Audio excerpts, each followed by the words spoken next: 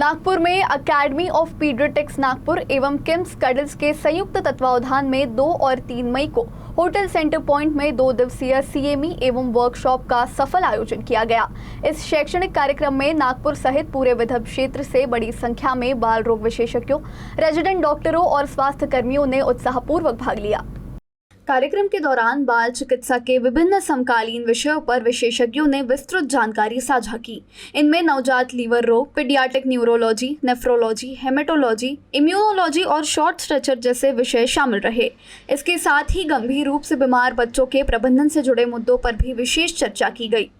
Workshop का मुख्य आकर्षण हैंड्स ऑन प्रशिक्षण सत्र रहे, जिनमें प्रतिभागियों को ECMO, ventilation, NIV, CPAP, high flow nasal cannula, EEG और क्रिटिकल केयर तकनीकों का व्यवहारिक प्रशिक्षण दिया गया। इन सत्रों ने चिकित्सकों के कौशल विकास में महत्वपूर्ण योगदान दिया। कार्यक्रम के अंतिम दिन current topics in paediatrics and neonatology विषय पर पैनल चर्चा आयोजित की गई, जिसमें विशेषज्ञों ने वर्तमान चुनौतियों और नवीन उपचार पद्धतियों पर विचार साझा किए। कार्यक्रम के अंत में प्रतिभागियों को MMC क्रेडिट आवर्स और प्रमाण पत्र प्रदान किए गए। आयोजकों ने भविष्य में भी ऐसे शैक्षणिक कार्यक्रम आयोजित करने की प्रतिबद्धता जताई। जब तक हार्ट और लंग रिकवर नहीं होता है तो हम क्या करते हैं, हम उनको एक्मो मशीन पर डालते हैं, जिसमें हम ब्लड, एक नेक की वेसल्स रहती है उसे निकालते हैं और हार्ट को बाईपास करके बड़ी ब्लड वेसल्स में देते हैं।